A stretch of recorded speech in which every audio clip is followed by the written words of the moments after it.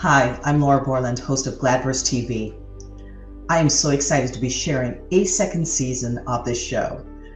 Last season was about bouncing back. This season is about giving back. And I have 13 of the most extraordinary women telling compelling stories of why they give.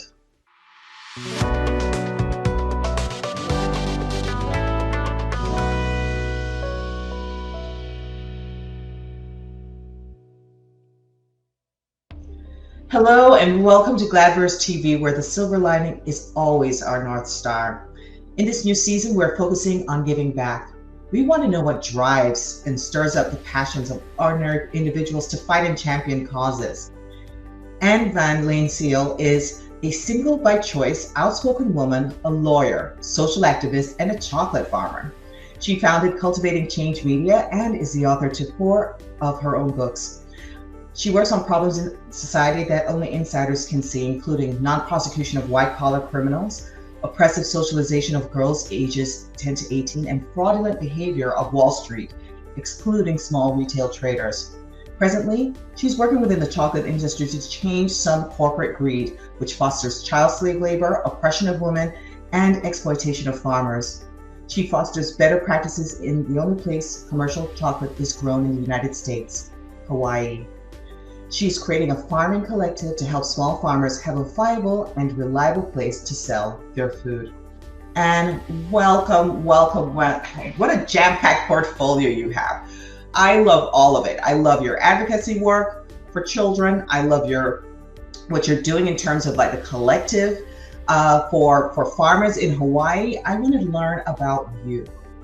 Where did this passion to be a voice come from? Well, my mother is a longtime feminist, and I grew up with 3 brothers, so I'm a bit of a tiger to get myself heard. And some people are not able to get that voice and find that voice. And what I have come to at my age and with my lifetime of valuable and fun and depth of global experience is to help vocalize some problems that are so buried. You know, I'm so glad you mentioned that because oftentimes with some of the other things that are happening, all this noise and this chaos, there are real people being impacted negatively in so many spaces that they get overlooked. And, you know, shining a light on that and using your platform and your voice is really just a powerful testament to you. How you choose to, you know, hold a light on vexing issues that a lot of people don't have a chance to really know about. And I'm just impressed. I love that. So tell me a little bit about cocoa farming. Well, my mother and I in 2013 bought a farm on the Big Island of Hawaii. And one of the things on the property was a small neglected cacao orchard, which is cacao is the plant that grows chocolate. Right. And we took to it and nurtured it and rehabilitated it. And in 2019, we won a global international chocolate award for the chocolate that we grow. What? Yes. And I went to Paris to the Salon de Chocolat to accept the award. Oh my gosh, that is fantastic. So now, wow, talk about stretching yourself. So from attorney to a chocolate farmer, right? Cacao farmer, to best in class basically in the chocolate space. What have you learned in the farming experience? What is that like in Hawaii? What are you seeing in that space? Well, as I dug deeper into specifically chocolate farming, I found some alarming trends. And I will say best of class in the Pacific Rim. Chocolate is a very peculiar and particular crop in that it only grows around the equatorial belt. So there's a very finite space where you can grow chocolate. And a lot of the commercial chocolate, which is not the artisanal small farm or single source chocolate, is grown in Africa. And I was very saddened to learn that there is a lot of exploited behavior that is well known by 4 of the largest purchasers of chocolate or cacao beans on the planet. They signed a pact in 2010 and have not honored it. There is child slave labor that is documented being used in the farming and harvesting of a lot of the chocolate that is grown in certain farms in Africa. And I'm hoping to shine some light on to the public that we need to be more careful about the chocolate we choose to purchase. Absolutely. I'm always concerned about when it comes on to going to third world regions of the world for certain crop production, what that means in terms of the revenue not necessarily staying within the country itself. The family's not really benefiting from it in the sense that there is not necessarily the kinds of revenue that they should generate should make their livelihoods better. But in fact, it's like they're being priced into poverty. And they're being worked into poverty. Farming is a hard enough task, but there are excellent models of lower economic countries that are doing a phenomenal job. Ecuador, I was blessed to visit in 2022, January of this year, and they have collectives of small farms similar to what I am trying to establish in Hawaii, where you can actually get a fair market price for your wet beans. It's a very labor-intensive processing system. And so it's more economical and more feasible and a higher quality product when you gather beans together and ferment and dry them collectively. That does make a lot of sense. And so the revenues are shared. Yes. Or the smaller farmers that can't float the money and wait the turnaround time for the end sale of the beans can actually accept a slightly lower price for the wet beans and not have to wait. It's an immediate purchase in collectives is generally what I saw. Awesome. So I wanted to know just a little bit more about how you're bringing light to this in Hawaii, right? Trying to shed light on just sustainable farming, safe farming. How are you using your voice? Well, I started with 2 years of research and development. And part of what will drive the market for higher quality cacao, which is linked to better farming practices and small farms and artisanal rather than the vast commercial farms that are growing in some regions, is encouraging people to use chocolate that isn't connected to sugar. And the beauty of chocolate is it pairs with, I found, 360 other foods beautifully without sugar. The catch is it has to be well fermented and well dried and well prepared so that the bitterness is reduced. Okay. That makes a lot of sense, because that has always been part of the challenge. If you get pretty much like refined cacao, there can be a bitterness to it as well until you add some kind of sugar type of sweetening agent to it.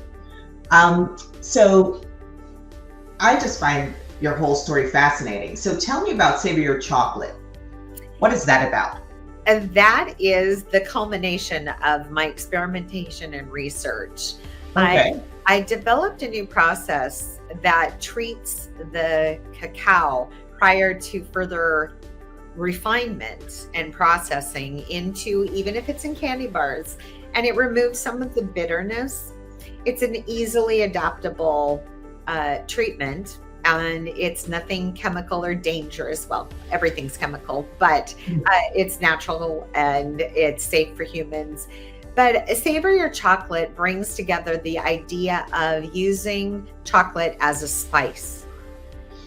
Oh, I love that. I think that chocolate should be right next to your cumin and your coriander. Oh, I love that. Wow. Okay. And there are recipes in there as well? There are 56 recipes, including some cocktails. And it's a really fun exploration and teaching people that they can take their favorite recipes and experiment on their own with adding cacao nibs, cocoa powder, extracts, and even 100% unsweetened chocolate. Please tell me that you have those products on sale. I'm working on it. It's really difficult. Hawaii has a food processing problem. In fact, less than 5% of the food that is grown in Hawaii is kept on the island. So it's another thing that I'm trying to open up, and I'm not the first. There's some great movements happening with keeping more of our food products. COVID-19 really opened our eyes to how limited our food supply chain is. And if Hawaii was ever cut off for more than 3 days, we would starve. Wow. That is powerful, considering how abundant vegetation is there, fruits, vegetables, things grow easily. We grow 365 days a year, but there hasn't been a real fostering of eating local products until very recently. So it's an exciting and dynamic time, both in chocolate and on the island. But even the carbon footprint, just, think about that. By keeping a lot of the products locally, you just save on all those transportation costs. Oh, wow, I did not know that. Yes. That's a frightening proposition. Yes. Wow.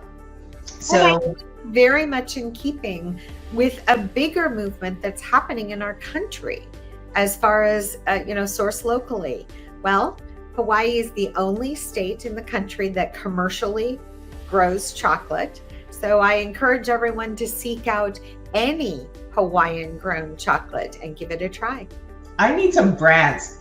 Tell me what your brand is. And, tell me some other, we just want to know. It's right there. Kona Cow is one source. Right. And it's very easy to search Hawaiian chocolate. There are a lot of my peers and fellow farmers and fellow processors would be happy to ship those anywhere. The other place that you should look is South and Central America. Most of those operations are small farmers. Their governments are very involved in policing and enforcing safe practices and healthy processing. It's really, we need to switch our thinking to chocolate is a very healthful product if you use it judiciously. There's a wonderful article out by a BBC author today or yesterday about the health benefits of chocolate. It's a wonderful product to embrace, and I encourage everyone to think more carefully about where they're getting their chocolate and the quality and the nutrients that they're taking in when they eat chocolate every day. All right, so fun fact. I grew up in Jamaica, and my next door neighbor, they owned the only chocolate factory in Jamaica at the time. And so it rings true, what you're saying. I'm very familiar with the space, and I just think what you're doing is amazing. More so for the fact that you have not only gone after a passion you didn't think you knew, right? Discovering that you wanted to live, move from, the mainland to Hawaii, buy a farm with your mother, discover that there was, a plant product that you're just like, what? Oh, let me find out how I can make that happen. And then to win. That is extraordinary. So it tends to me that, we never know the journey of our lives, like where it's going to take us and how it's going to show up, and the things that you discover to be passionate about later on in life. But I love everything that you represent. I love the fact that you're fighting and to bring awareness to the craziness of how, farmers in Africa are being exploited. Thank you for that. And I hope that we meet again so that we can share more of what you're doing in terms of the advocacy space. But if you all want to know about her cookbook, which I think is phenomenal to really look at chocolate as a spice, her information is below. And I'll also provide some additional information. And thank you so much for taking the time to share with me everything that you are today. You've been a delight to meet. It's been a wonderful and positive experience, Laura. Thank you so much. Thank you. Take care. Bye. Aloha. Aloha.